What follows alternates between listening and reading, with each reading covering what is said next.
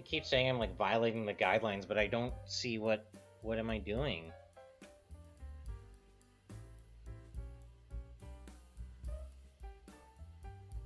Is it because I exist?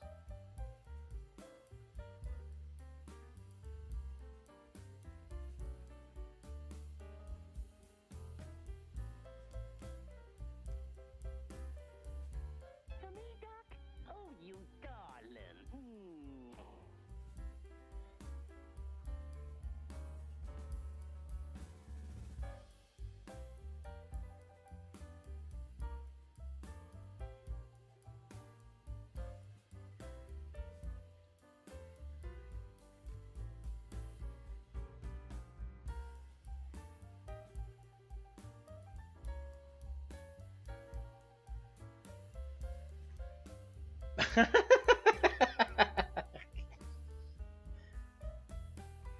Bugs, we have to have a conversation. Not that you have a problem, I just need tips. I said to my girlfriend just the other day, gee, I'll bet monsters are interesting, I said. The places you must go and the things you must see, my stars.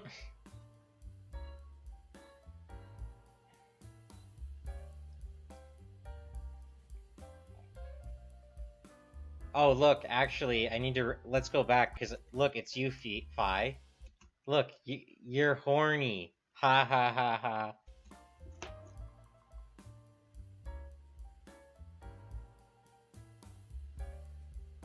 Oh, now YouTube looks like it's kind of connecting. Fi Saris. What kind of tips?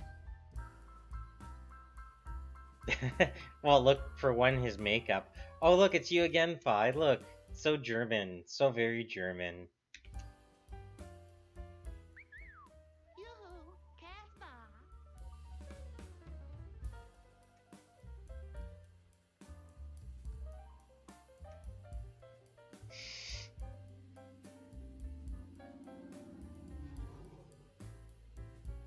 Fi Saris.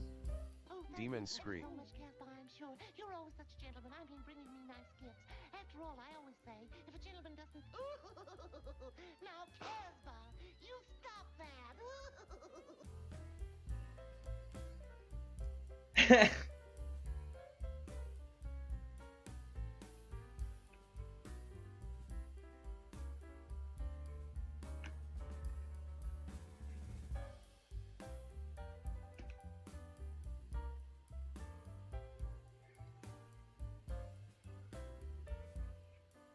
I didn't know you cared. Oh, boy. Don't leave. There's a beautiful Earth out tonight.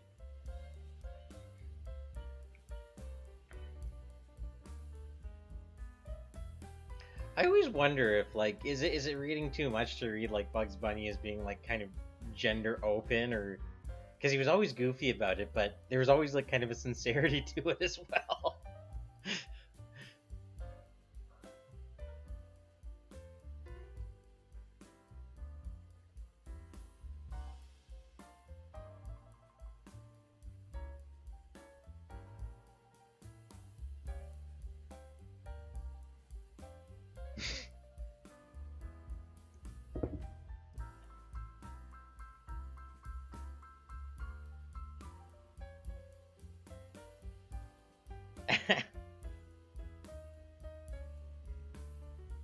Is there, like, any outfit Bugs Bunny hasn't worn? He's done everything.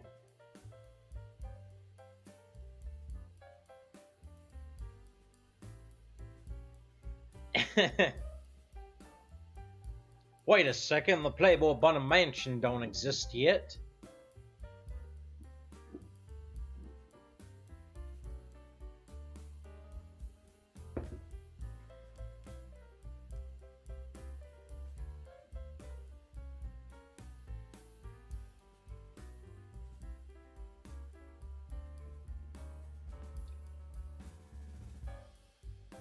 Okay, forget everything else. Bugs Bunny just bent a motherfucker's gun barrel.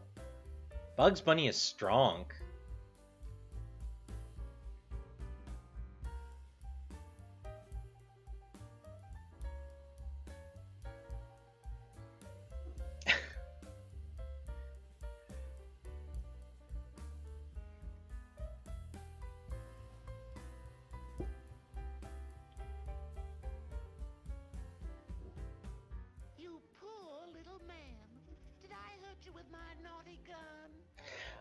I hurt you with my naughty gun. Did I hurt you with my naughty gun? Did I hurt you with my naughty gun? Oh, good lord.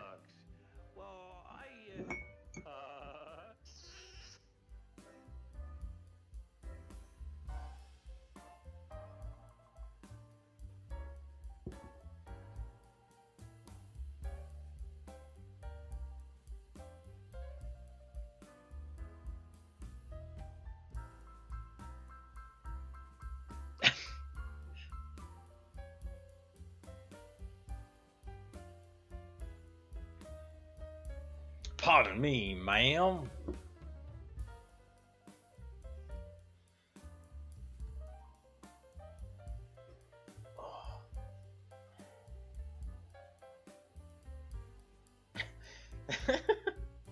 Did you guys hear that they got rid of Elmer Fudd's gun? And people are like freaking out about it, like, oh no, Elmer Fudd never used anything else against Bugs Bunny. No dynamite, no, like...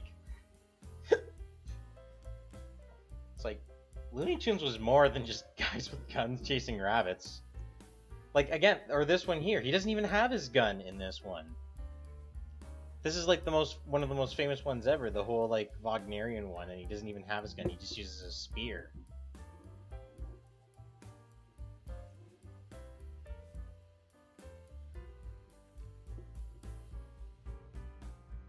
I wonder if people are gonna make any fan art of this version of Kyonko.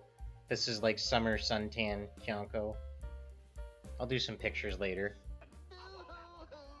Always a bridesmaid, but never a bride. Boo hoo hoo.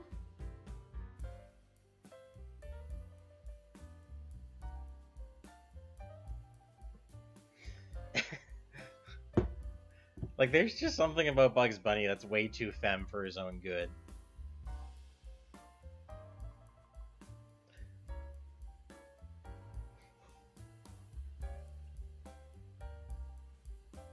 Is that supposed to be Napoleon?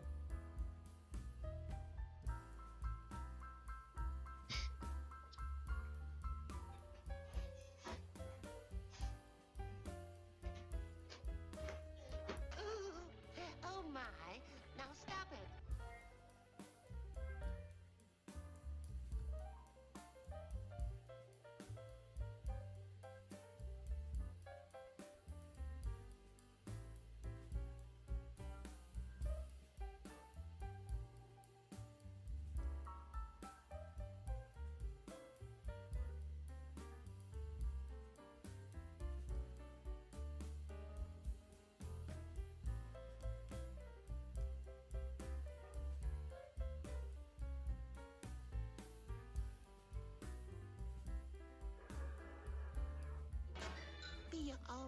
Viceris. You might want to adjust that tanning part of the texture though, selfie think.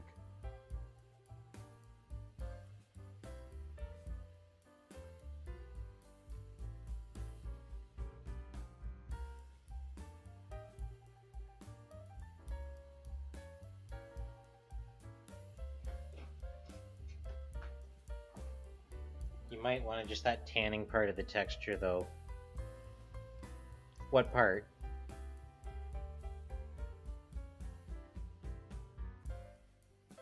It's not perfect, but it's cute, right?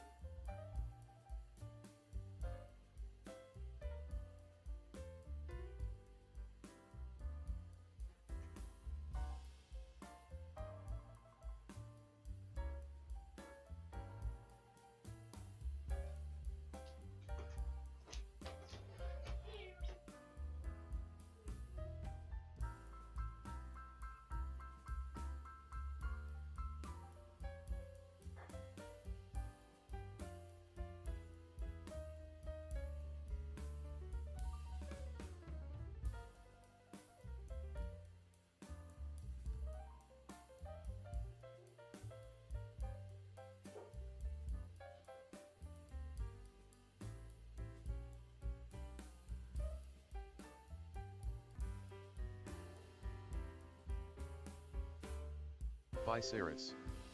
It's Moke Kawaii.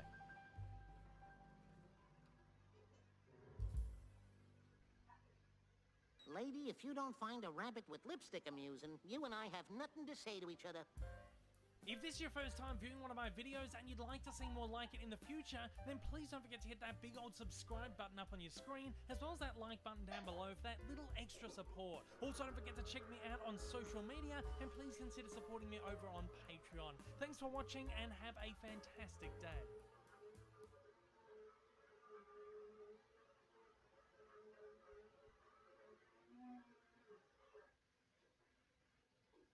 This video was brought to you by NordVPN. Meep, meep. Meep, meep.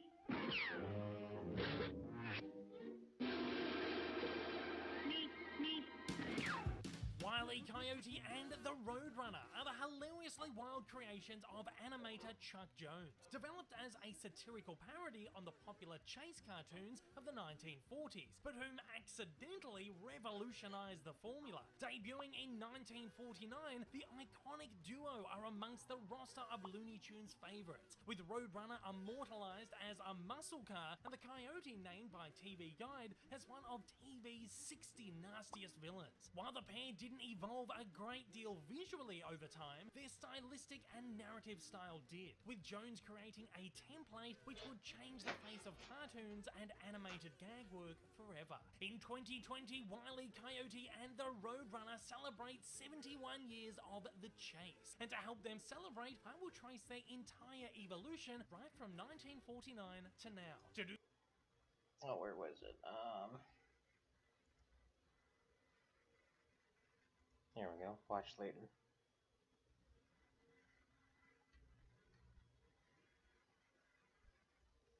Leading the worldwide Catholic Church in its more than 1 These are billion things I've always members wondered is about. certainly El a big Papa. job.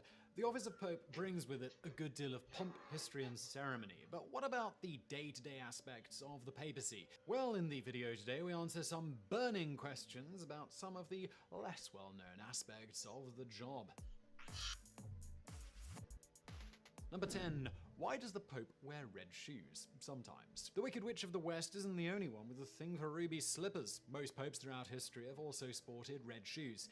The Vatican claims that the crimson footwear memorializes the blood of Christian martyrs. But red shoes were a Roman status symbol well before the birth of Jesus, when only aristocrats could afford the expensive Phoenician dye needed to produce the vivid color.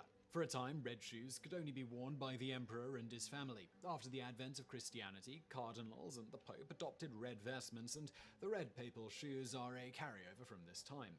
For a while, papal shoes got even splashier, bedecked with large gold crosses or buckles for parishioners to kiss. Pope Paul XVI put a stop to the buckles and the foot smooching in the 60s, but retained the red shoes. Pope Jean Paul II ditched the red shoes, preferring brown ones, but Pope Benedict XVI brought them back in a big way. His snazzy red leather loafers earned him the title Prada Pope, part of a more ornate papal look that spurred Esquire to name him the 2007 Accessorizer of the Year.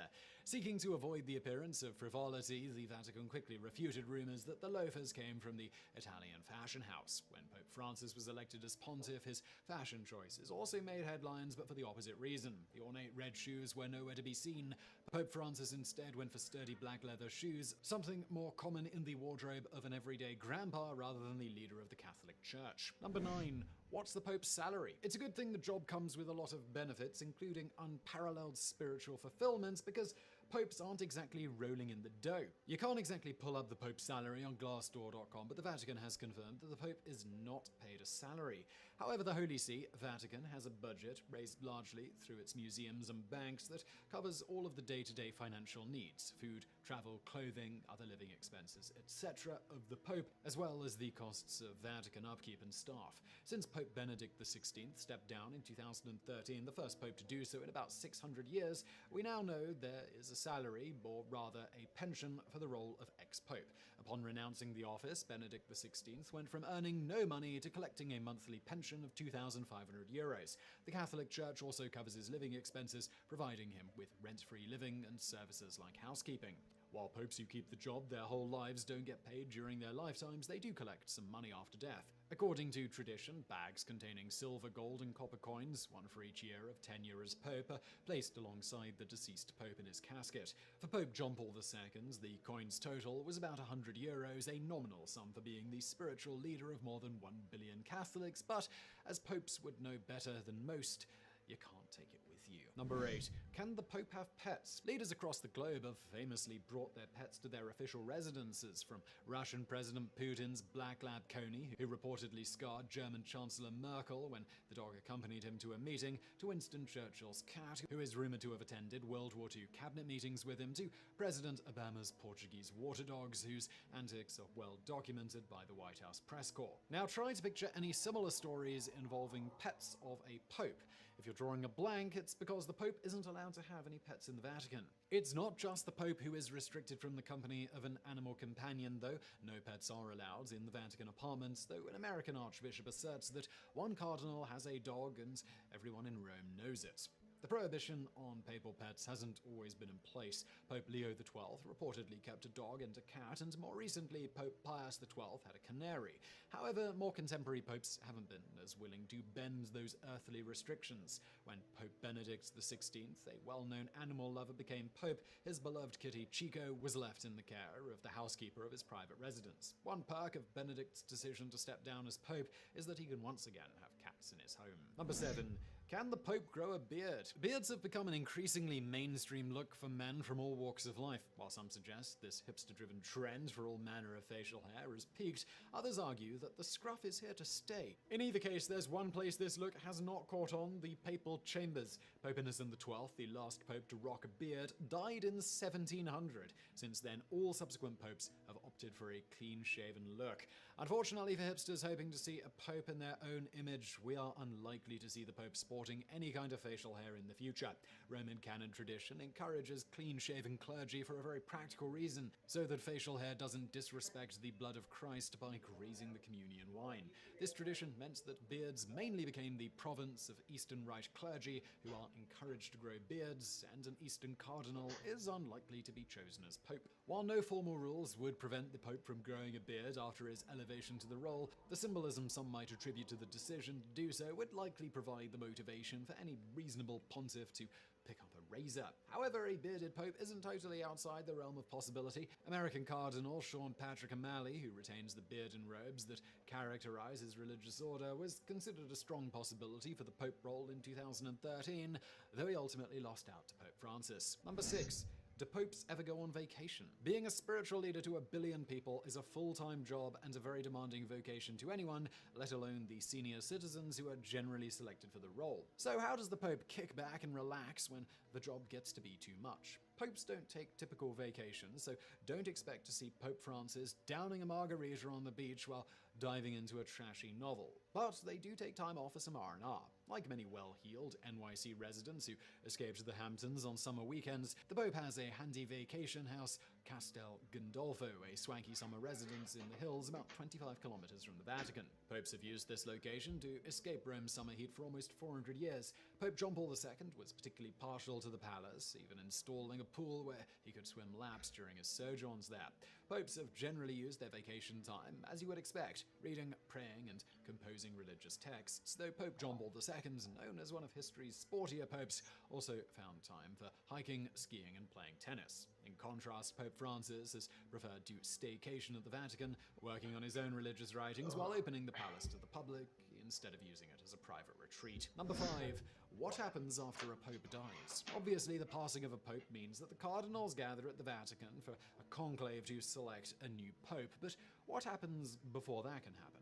First, in modern times, a doctor certifies that the pontiff is dead and a Latin pronouncement is made. The Camerlengo, a cardinal who serves as the administrative head of the Holy See, is then summoned to confirm the pope's death, which he does through a series of rituals. First, the deceased's baptismal name is called out 3 times. If no response, the pontiff is struck on the forehead with a small silver hammer that bears his coat of arms, or the face may simply be covered with a veil. There is controversy about whether the silver hammer phase of the process is actually a myth. Either way, once the Camerlengo is sure the Pope is dead, he destroys the ring of the fisherman worn by the Pope and historically used to seal papal correspondence, as well as any other papal seals. Then the Pope's quarters are sealed, though in the case of Pope Pius XII, Mother Pascalina, a nun who had been the Pope's long-trusted advisor, spirited away his pet canary and personal papers, which she said she burned based on his previous instructions, before either could be reviewed by Vatican administrators. After the sealing of the papal chambers, public and diplomatic announcements of the death, including the ringing of the bells at St. Peter, are made and funeral arrangements can begin. Number 4. Can the Pope watch TV or movies? Yes, the Pope can watch TV and or movies. In fact, the Vatican has its own film library with over 8,000 titles, as well as a tiny movie theatre to show them in, which was converted from its former use as a chapel. However, don't picture the Pope curling up to watch Breaking Bad or The Young Pope. Papal media viewing, at least that which has been publicly reported, tends to be pretty tame. Pope John Paul II's movie choice included Gandhi, before a visit to India, as well as Life is Beautiful. Pope Benedict screened a mini-series about the life of Pope John Paul II, but his daily media tastes mirrored that of many men of his generation, catching the evening news with the occasional black and white movie sprinkled in. Pope Francis revealed in an interview that he hasn't watched TV since 1990 after promising the Virgin Mary he wouldn't do so again. While this limits his ability to keep track of his favourite soccer team, he has tasked a member of the Swiss Guard with keeping him up to date on the team's performance. Despite his TV blackout, Pope Francis has spoken about his love of films, citing Rome, Open City, La Strada, and Feast, a fable about the joys of sacrifice and community, as some of his favourites. Number 3. What does the Pope eat, and can he drink alcohol? Popes are bound by their priestly vows of celibacy, but food and drink give them access to other earthly pleasures. Popes have indulged to various degrees. Pope Martin VI, for example, stuffed himself so thoroughly on eels that his 1285 death was attributed to gluttony. Author Dante riffed on this idea, including the line, "The eels are glad that he is dead," when referencing the pontiff. Modern-day popes have gone easier on the eels while still finding ways to enjoy their favourite foods. Pope Benedict even brought in his own guardian angels to work in the kitchen, which he immediately renovated, ditching the nuns who had previously run the papal kitchen in favour of a staff who knew how to whip up pasta, strudel and tiramisu just the way he liked it. In contrast, Pope Francis takes his meals in the Vatican hotel dining room with other residents and generally favours more austere meals, although he has confessed a weakness for pizza and regrets that he can no longer casually enjoy a slice in a pizzeria. When reminded by his interviewer that he could easily call for delivery to the Vatican, Pope Francis responded, "It is not the same thing." So if papal food can be basically anything the Pope desires, what about papal drinks? There are no prohibitions on the Pope's consumption of alcohol, and most popes have treated themselves to a drink at least on occasion. Pope Paul VI liked to relax with a highball, light scotch and soda, while Pope Benedict XVI in true German style favoured beer, which he has continued to enjoy in his retirement. Pope Francis has publicly touted the role of wine in celebrations and has even been named an honorary sommelier. The Pope has said that he does enjoy wine from around the world, but just a little. Pope Francis has also gotten a non-boozy boost on occasion from another beverage, highly caffeinated yerba mate from his native Argentina. Number 2. Does the Pope ever dress casually? While the papal robes may change in style from Pope to Pope, it is hard to conjure up an image of the Pope wearing anything but his trademark white robes. Other garments may be layered on top of the robe when ceremony, weather, or situation demands, and the Pope wears whatever trousers he wants under the cassock. But does he ever get to dress down? The answer is yes, the Pope sometimes wears casual clothes, but to avoid damaging the Pope's image, the more ordinary outfits are kept out of the public eye. If the Pope puts on sweatpants, he does so behind closed doors. Some activities are almost impossible to do in a cassock, which is why you never see the Pope going on a bike ride, for example, though the advanced age of the Popes generally imposes an additional limit on the kind of vigorous activity that would require gym clothes. One Pope who didn't hesitate to shed the robes when they interfered with his activities was Pope John Paul II, who was an avid sportsman. The Pope often hit the slopes, and while the robes weren't part of his skiing attire, he did wear red boots on at least one occasion. And though a video of him swimming is not likely to be authentic, Pope John Paul II was also an enthusiastic swimmer who kept up the habit during his papacy, an activity that almost certainly required that he wore casual garb. Number 1. Do popes sneak out? It's lonely at the top. Many world leaders, as well as celebrities, have grown frustrated with security restrictions and press attention that limit their mobility and privacy, so they've taken to sneaking out, travelling incognito to avoid unwanted attention. And so, do popes ever sneak out?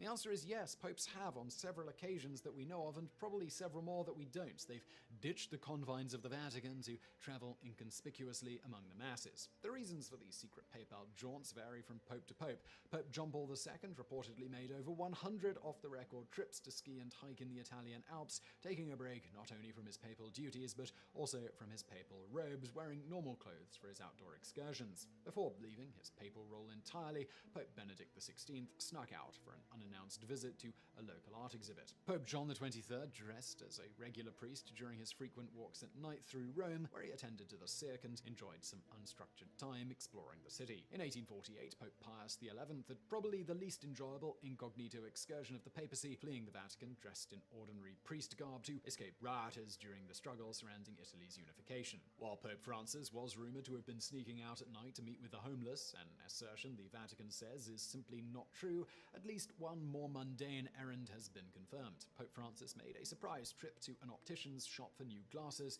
where he insisted on reusing his existing frames and paying for the new lenses himself. So I really hope you found that video interesting. If you did, please do hit that thumbs up button below.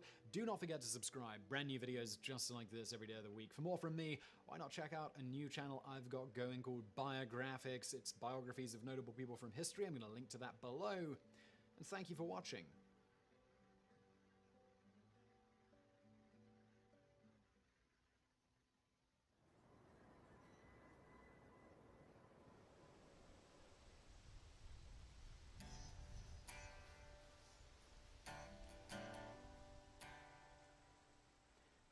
Hey, it's been 6 months or more since we've really done the work on the cabin here. I'm so excited to see how this has come through the winter. So far, it's looking good just from the outside. We've done some cooking videos in here. We've got a lot to look at. These cabins were made as temporary structures, and they needed a lot of work to keep them going, or else they just sort of deteriorate really quickly. So we've got to look at what's happening with the chimney, what's happening with the roof, the chinking, the door, and of course, we're working on the grounds all around us. I'm really happy with the way this has gone. So as soon as we get this into at least temporary shape, now we're gonna work on our our outer homestead. What kinds of things can we do on this piece of property?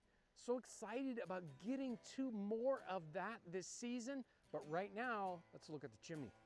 We've done some cooking episodes in here. I've had some big fires in this already this year, multiple times. And overall, you can see it's in really good shape for, no bricks in this guy at all. It's got definitely some damage right here in the center back, which is really typical. This is where it gets the most heat kind of concentrated on it, and we've got some flaking. It's starting to pull apart a little bit, but it's only really eaten into the back wall, maybe 3/4 of an inch. And we've got at least 6 inches of clay there, maybe 8, so it can eat away a lot. And what's happening up the chimney? So far, the whole throat of the chimney is in great shape. The cracks that are in there, very small cracks. The sticks. I'm not really sure what to do if together, sort of like, I don't know what to do to get people modern-day interested rebar in inside watching. concrete. I'm bad at that. There's I don't some think of I'm that very there. interesting to I watch see right almost now. no damage. None of that is showing. So the center. I know, and it feels part like of the game chimney I is great. the Now we have to worry about what's happening at the games I play aren't top. like really interesting And to we need watch, I build guess. this chimney up a little bit, both to give us a little better draft, although the draft is basically pretty good as it is, and to it also channels the sparks. And I wonder, is cinders that anyone come out of the still? top of the chimney. Or I guess, We yeah, there's wanna a few channel people that here up still. and out as much as possible, so it doesn't land on the roof and catch our cabin on fire.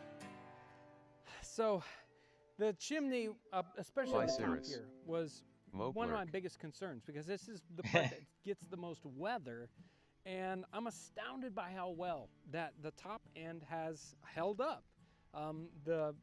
The logs that we see here, almost no damage whatsoever from heat, which is excellent. I guess because my we do have view, people, my in like the watch time parties are period just being going to be like concerned about random these interesting guys things catching for people fire to and watch. burning their cabin down.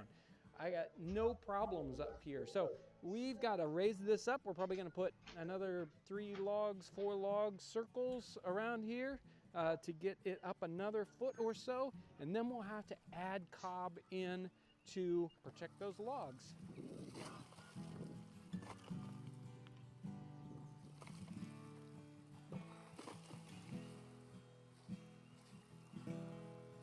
It's amazing, like, look at shape.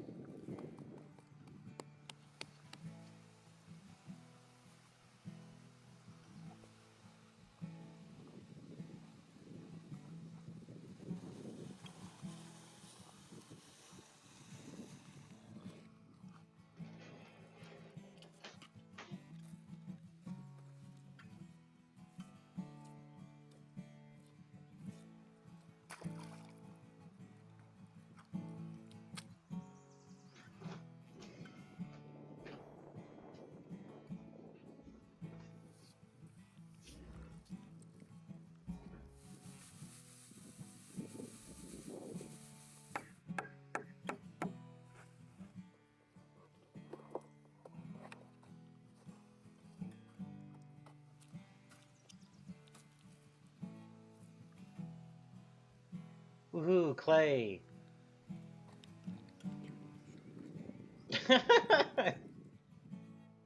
What a dog.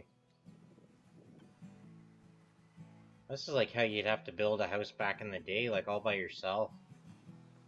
It's crazy. Everything we take for granted these days.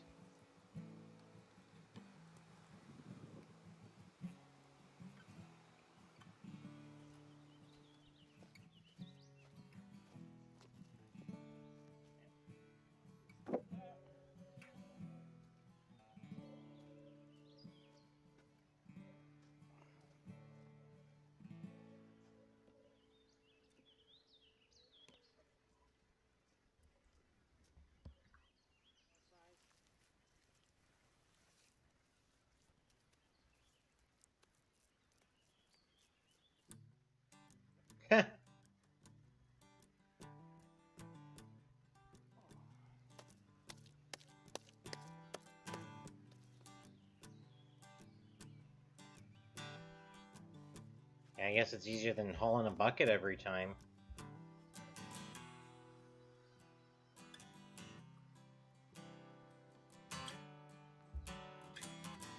Making a log cabin.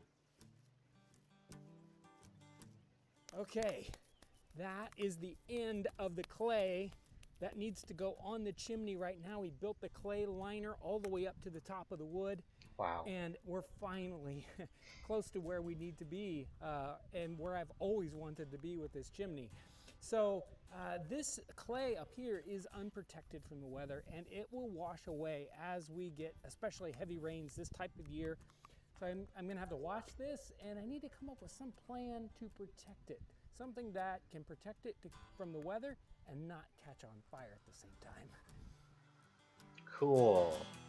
It feels so good to be done with the chimney. We had to stop early last year because the weather closed in on us. It got too cold and the mud wouldn't have dried properly, so we had to stop.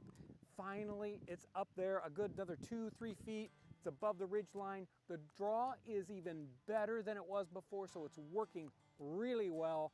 Nice protected right now, so I'm feeling good about that. We still got some more cabin work to do. We got some definite big holes in the roof that we have to fix. The door has shrank way down, and so we've got to figure out how we're going to fix that door and some other little things to fix up around the cabin. And then it's time to start working on our outside homestead. We've got different ideas that we have to do right here to make this a functional homestead, just like it would have been in the early 19th century. This is going to be great. Hey, stay tuned as we keep working on this homestead. It's funny how, like, now with YouTube, you can see these guys There is a recreate solution to climate 17th change. century Actually, technology there are a lot stuff. of them. Humanity has a problem on its hands. Our climate It's is changing, these and nuts. humans are the primary driver of that change. Even thinking about how to solve this problem can feel overwhelming. My brain But hurts. there's actually a wide set of climate change solutions. One way to think about solving this crisis is to boil it down to trying to minimize suffering from climate change related impacts. Now, some life on the planet is already grappling with the early consequences of climate change. and some populations are worse off than others. If we do nothing, the consequences are just gonna get even worse. But there are a few things we can do. Think of it as 3 kinds of speed bumps we can build to slow and possibly stop us from getting to a really bad outcome. The first speed bump is prevention, which may have the biggest effect. This is where we stop putting greenhouse gases in the atmosphere, and where technologies like wind, solar, and nuclear energy come in. Prevention would likely be the cheapest and most straightforward solution. Bring our emissions to zero, fast, and a lot of the worst consequences of a warming world would be avoided. The problem? It's probably too late to prevent climate change entirely. People have already added a lot of carbon dioxide to our atmosphere. Thanks, enough to warm the boomers. planet by more than 2 degrees Fahrenheit. In fact, our planet hasn't had this much CO2 in the air for millions of years. We might need something more. The second speed bump? Undo the problem. If we can't stop emitting greenhouse gases entirely, can we at least start taking them out of the atmosphere? Or keep the planet cool some other way? This is where negative emissions technologies come in. Stuff that sucks CO2 out of the air, including natural processes and machines. And even solar geoengineering, which reflects some of the energy of the sun away from Earth, thereby cooling the planet a bit to counteract the warming from greenhouse gases. The undo plan is somewhat controversial. It could be more expensive than prevention, demand a lot of energy resources itself, or have some severe unintended consequences. The third line of What defense? if we blot out the sun Adaptation. to cool This things means down? developing ways to live on a warmer planet. A human being could probably live in a world that has way more carbon dioxide than today. The dinosaurs did it, but civilization would be hugely disrupted. Our coastlines redrawn, our agricultural land moved. If we could somehow adapt to these changes, then theoretically we could still prosper. This is where technologies like seawalls or drought-resistant crops come in. And it doesn't actually have to mean admitting defeat. Implementing adaptation strategies today will make us more resilient to the vulnerabilities we already face. But adapting to a worst-case scenario may mean a gargantuan shift in the world order as we know it. And there's a lot we can't plan for. For example, we can't predict all of the consequences of changing weather patterns or mass extinctions. That's why the adaptation solution alone won't fix the problem. The higher the prevention speed bump, the lower the others can be. But the reality is, we're already seeing the effects of climate change. And so many argue we'll need to develop all 3 of these solution sets in tandem. How much we invest in one over the other? Well, that's where the debate is at now. Science tells us how the world is likely to change if we continue on our current path. But we also have the knowledge and tools to change that trajectory, if we choose to use them. Follow us on social to watch our next episodes that dive into the solution sets on preventing, undoing, and adapting to climate change.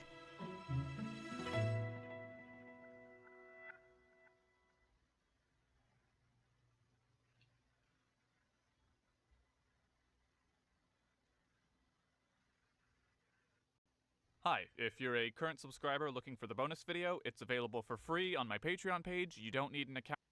Twice, but retaining the abilities of previous ones. It's fine, I guess, but if combat's gonna have more enemies and a resource dump system that some players will be afraid to engage with, I think there should be even more ways to engage with combat to make it fun and interesting. A beam that ricochets off walls, for example, because many fights are in cramped quarters. A phase-on blade arm with a chargeable projectile. A charged missile that could corrupt an enemy AI and make it yours for a bit. You could even use the blade for cutting overgrowth and exploration, and have the ricochet beam activate switches that require multiple rapid hits. The attempts made by the game to spice up combat are incredibly safe, all things considered, and there's tons of room to experiment with Samus. The bosses are fascinating because you have to kill them with hyper mode, at least the major ones. I've heard that it's embarrassingly easy to melt them like this, but in my experience, the actual time a phase takes to open the possibility of using hyper mode is sensible. Basically, fights take 5 to 10 sensible minutes instead of 20. There's enough phase variation and diverse tool application that fights feel no different than before, only with that visceral whip factor. For the first time in any of these games, they let the player directly interact with an enemy. For the first time,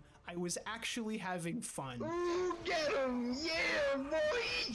So this is where differing player values enter the discourse. Combat is a challenge thrown at the player, one of the pillars of Prime's design, and the game throws more than boss combat at the player. There's one fight that requires equal blasting and object interaction. There's one fight that requires blowing up ships and minions before you explode. There's a series of fights where the doors lock and you need to shoot it out, and this can only be a good thing. Treating combat as valuable is important when you're a bounty hunter, and your hand's a gun, when combat's hardly been pushed in other games. There's one where you need to protect a bunch of weak bomb squad guys, and the only realistic way to do that is entering hyper mode and going full aggro. It's tense and fun because you're wondering if you'll run out of health or not go hard enough and let your soldiers die. But combat as a challenge is pretty transparently not valued by the loudest critics of the game. With full respect, these two videos both use Halo as a negative comparison to demonstrate that corruption is playing at being something it's not. The argument is that Metroid was never really good at combat, or why the games were celebrated, and yeah, those GameCube controls weren't that great, you know? So doing all these combat segments, all these scripted events, even the drawn-out cinematic intro, does a disservice to the series. That and the more,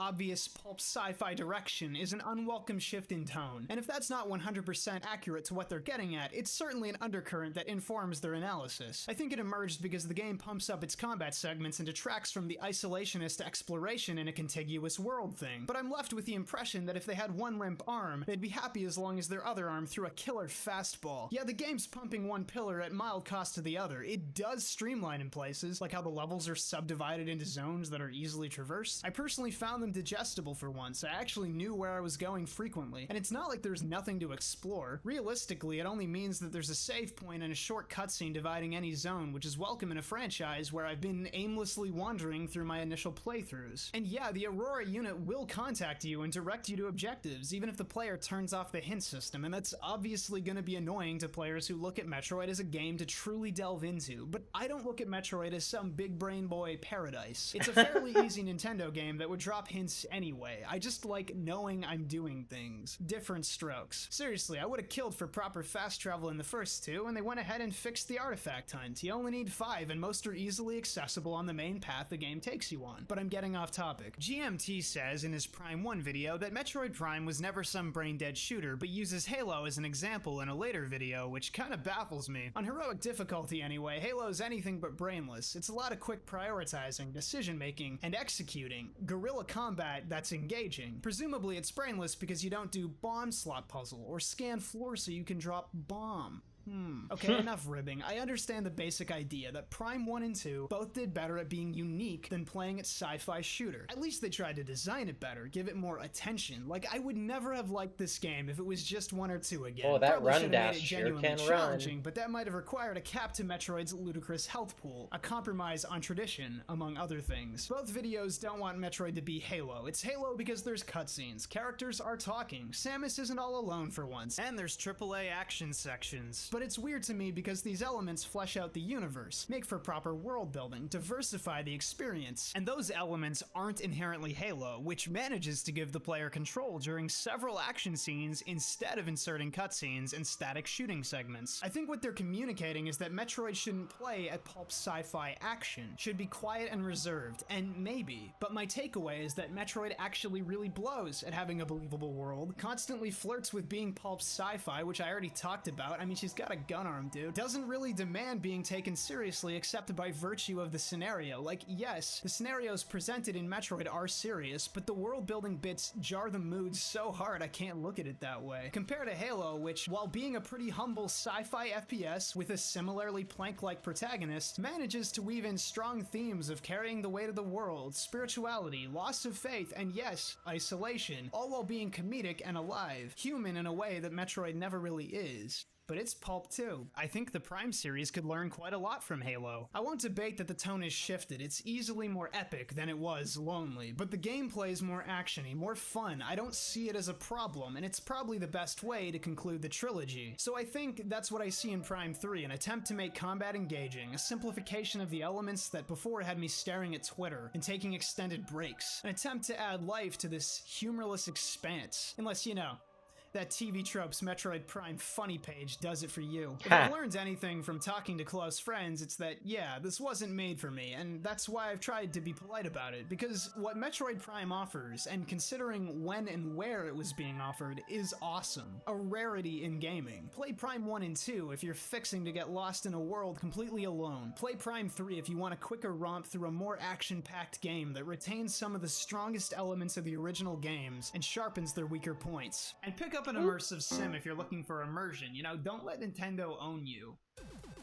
Hey, it's K-Bash. Special thanks goes out to my $4 patrons, whose names are on the screen. The show's on its way somewhere good thanks to the community's generosity. And special thanks goes out to my extra generous patrons who are Errol, Azero, Bazcart, Beverage Crisp, Boha, Brandon, Caesar T, Chief, Corgi the Lad, Crack Stuntman, Kyle Lepre.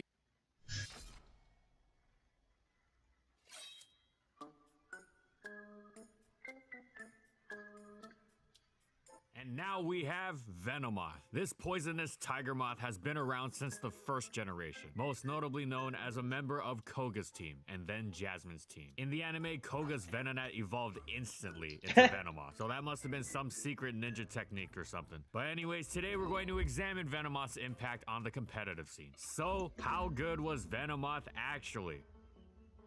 Also, why in the first gen do you look like you have these going over feelers these coming out? competitive formats.